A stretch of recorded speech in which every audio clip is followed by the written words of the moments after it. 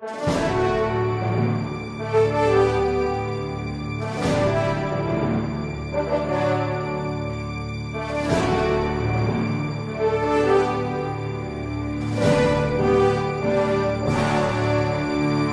resposta católica de hoje, nós queremos responder às dúvidas de vários dos nossos internautas a respeito da intercessão dos santos. E são vários mesmo aqueles que perguntam. Estou aqui respondendo ao Cássio, ao Silvio, ao Carlos, ao Eric e assim por diante. Ou seja, não deu para imprimir tudo, porque é muita gente perguntando por que é que nós católicos rezamos para os santos, se está claro na Sagrada Escritura, principalmente, são vários os versículos bíblicos, mas principalmente em 1 Timóteo 2,5, está claro que Jesus é o único mediador entre Deus e os homens. Pois bem, Jesus é o único mediador entre Deus e os homens. E aqui, então, se cria um problema. Só que esse problema não é só nosso católico, não. É um problema também para os protestantes. Por quê? Se Jesus é o único mediador, se só Ele intercede por nós diante de Deus, o que é que nós fazemos rezando uns pelos outros? Porque o problema dos santos é simplesmente um problema de se é possível ou não interceder depois da morte. Isso é outra história. Se é possível ou não interceder depois da morte, daqui a pouco a gente resolve esse problema. Mas o problema de insistir, de dizer e de afirmar que Jesus é o único mediador, isto, se você bate muito nessa tecla, você acabou com a oração de intercessão entre nós já aqui na Terra, vivos. Porque Ele é o único mediador. O que você está fazendo rezando pelos outros? Você está desobedecendo a palavra, não é isso? Mas qual é a saída? Eu não faço ideia como é que os protestantes resolvem esse tipo de problema. O fato é o seguinte, é que nós, católicos, cremos que realmente, é verdade, só existe um mediador diante de Deus e dos homens, não tem dois. Não tem dois. Não é que Jesus é o mediador principal e os outros são coadjuvantes. Não, para com isso. Só existe um, único, um só. Acontece que esse único mediador, que é o Cristo, não é sozinho. Em que sentido? Cristo tem um corpo. Esse corpo é a igreja. Ou seja, nós cremos ou não cremos naquilo que está na Sagrada Escritura? Que Cristo é a cabeça e nós somos os membros do seu corpo. Ora, se nós somos os membros do corpo de Cristo, então nós somos membros deste único mediador. Nós somos membros deste único intercessor. Então é por isto que, por exemplo, São Pedro pode falar que nós cristãos temos um sacerdócio santo. É por isso que o Apocalipse pode dizer que nós somos um reino de sacerdotes. Você vai dizer, mas não é possível? O único sacerdote é Jesus? Diz a carta aos Hebreus. É verdade, o único sacerdote é Jesus. Mas este único sacerdote não é sozinho. Ele é a cabeça de um corpo. Só existe um mediador entre Deus e os homens, e é o Cristo. Mas, por favor, o Cristo total. Não somente um pedaço do Cristo. O Cristo todo, cabeça e membros. Porque nós somos membros do corpo de Cristo. Então é isto que permite a mim interceder. E os evangélicos protestantes, eles intercedem uns pelos outros. Eles impõem as mãos uns pelos outros. Não é? Eles fazem isso na praxe deles do dia a dia, e não somente isso, mesmo que eles mudassem a praxe deles, seria impossível você ler a Sagrada Escritura de outra forma. Por quê? O que é que explica que a sombra de São Pedro curava as pessoas? O que é que explica que quando se pegava um guardanapo de São Paulo comia na casa de uma pessoa, eles pegavam um guardanapo, está nos Atos dos Apóstolos, pegavam um guardanapo de São Paulo, levava lá, a pessoa ficava curada com o guardanapo onde São Paulo limpou a boca. Como é possível isso? Se só existe um mediador, só existe um Salvador, só existe um nome no qual todos são salvos, só existe um que opera os milagres, Jesus. Como é possível isso? Responda, meu irmão. Vamos lá, responde agora você. Vamos lá, sua teologia. Só que acontece o seguinte. Se você vai justificar e dizer que isso não é mediação, você está trapaceando. Porque é. É uma mediação. A cura chegou através do guardanapo de São Paulo. A cura chegou pela sombra de São Pedro. A cura chegou pela palavra de Pedro que diz: levanta-te, não tenho nem ouro nem prata, mas o que eu tenho te dou, em nome de Jesus Cristo. Levanta-te e anda. Se isto não é intercessão, o que é então? Não é?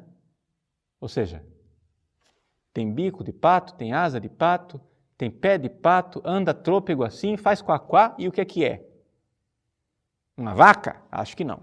Né? Se a coisa, ele age como intercessor, ele faz tudo de intercessor, ele faz tudo de mediador, ele age numa mediação, você vem para cima de mim dizer que isso não é mediação. Ah, meu irmão, você arranja outra desculpa. Isso é desonestidade intelectual.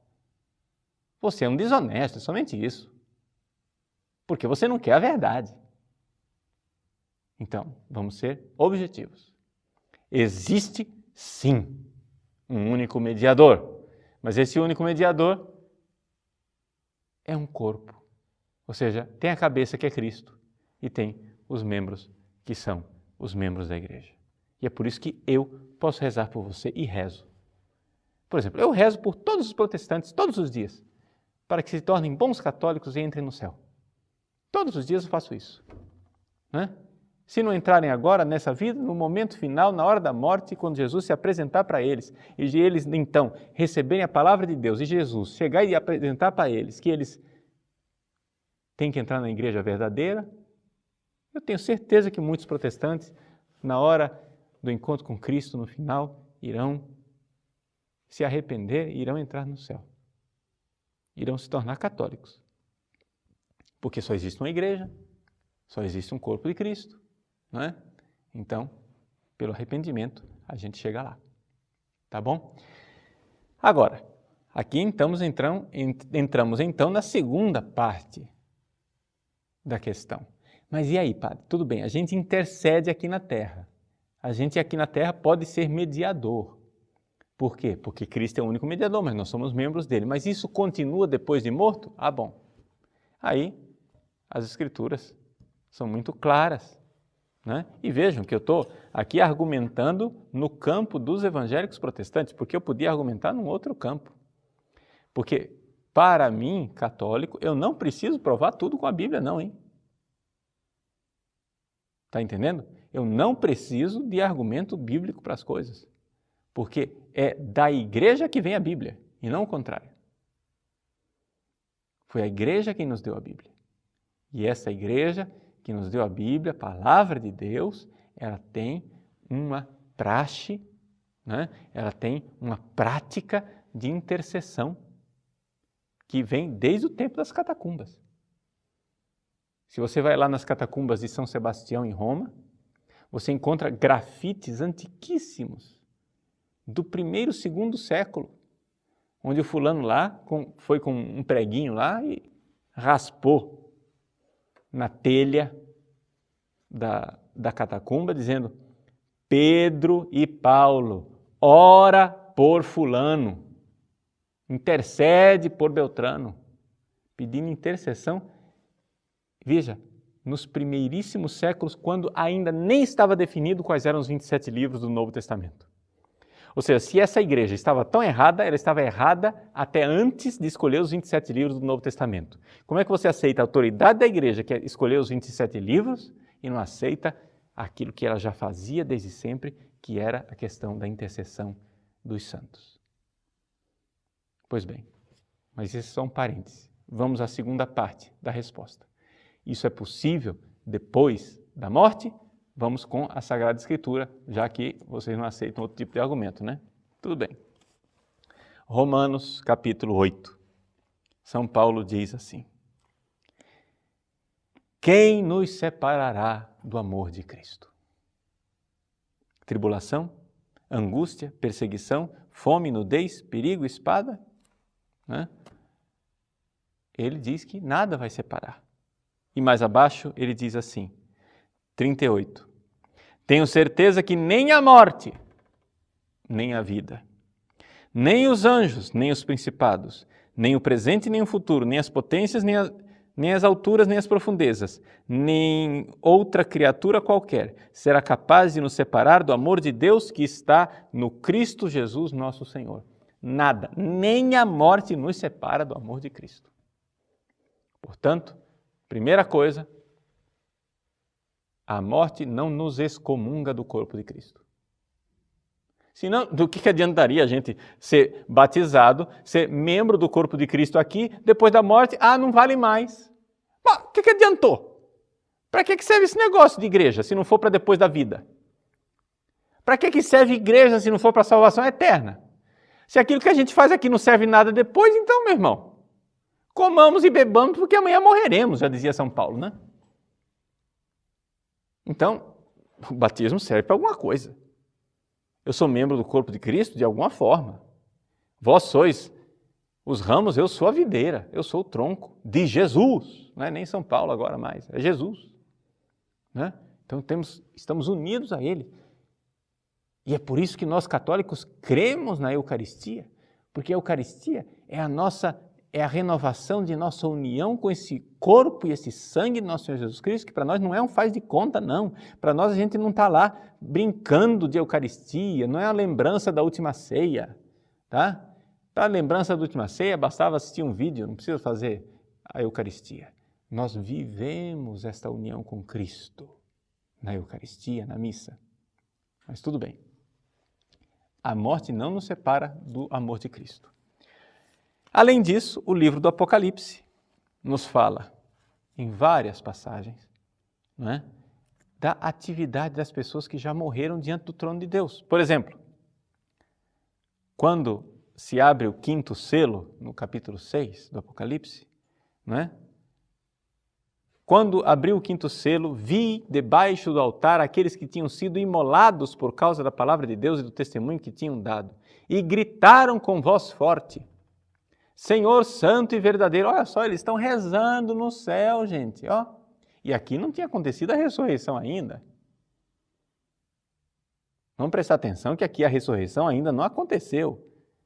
Nós ainda estamos na abertura dos selos, nós estamos na tribulação. Eles gritam com voz forte, Senhor santo e verdadeiro, até quando tardarás em fazer justiça, vingando nosso sangue contra os habitantes da terra? Estão rezando, olha só. Morto reza. Olha que novidade, né? Nós católicos já sabíamos disso. Mas protestante só lê aquilo que ele quer, né? Só lê a parte da Bíblia que interessa para ele. Mas tudo bem. O que mais? Vira a página, capítulo 7. Então o ancião falou comigo perguntando, capítulo 7, versículo 13.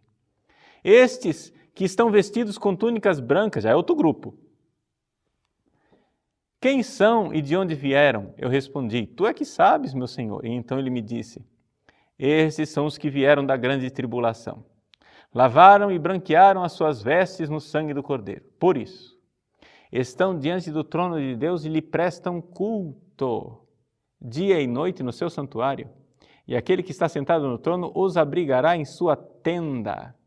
Nunca mais terão fome nem sede, nem os molestará o sol, nem algum calor ardente, porque o Cordeiro que está no meio do trono será o seu pastor e os conduzirá às fontes de água vivificante, e Deus enxugará toda a lágrima dos seus olhos. Eles prestam culto a Deus no céu, louvam a Deus no céu, olha só. Está vendo? Acontece isso com os mortos. Os mortos prestam culto a Deus. Tá? Então, os mortos prestam culto a Deus, os mortos rezam, os mortos intercedem. Quem nos separará do amor de Cristo? A morte? Não, de jeito nenhum. A morte não nos separa do amor de Cristo. Agora, é evidente que depois, no último dia, haverá a ressurreição e essas almas ressuscitarão no último dia. Né? Corpo e alma, nós entraremos no triunfo do céu. Mas, por enquanto, não tem isso. Por enquanto, o que é que tem? Né? Por enquanto, tem o fato de que Quando eu sou batizado, eu me torno membro do corpo de Cristo. E nem a morte me separará do amor de Cristo. Ele continuará me amando. Eu posso ir para o inferno? Posso. Posso ir para o inferno se eu rejeitar esse amor de Cristo. Mas o amor de Cristo não me rejeitará. A morte, o que faz uma pessoa ir para o inferno não é a morte. O que faz a pessoa se separar do amor de Cristo não é a morte. É a própria vida da pessoa que rejeita o amor de Cristo. Mas nosso Senhor sabe que Ele nos salvou e nos fez membros do seu corpo para nos conduzir à vida verdadeira em Deus. Então, resumo desta resposta. Cristo é o único mediador? Sim, Ele é o único mediador. Mas dizer que Ele é o único mediador, em sentido estrito, único no sentido de sozinho, aí você também vai criar um problema para os próprios protestantes, que eles não vão saber por que é que eles rezam uns pelos outros, e no entanto eles rezam. Então, por que é que nós rezamos? Embora Cristo seja o único mediador, porque nós somos membros desse único mediador. E depois da morte, não deixamos de ser membros do corpo de Cristo. Continuamos porque nem a morte nos separa do amor de Cristo. E o próprio livro do Apocalipse nos mostra que existe a atividade de pessoas, né, mortas diante do trono de Deus, intercedendo, prestando culto a Deus e louvando a Deus. Esta é a resposta católica.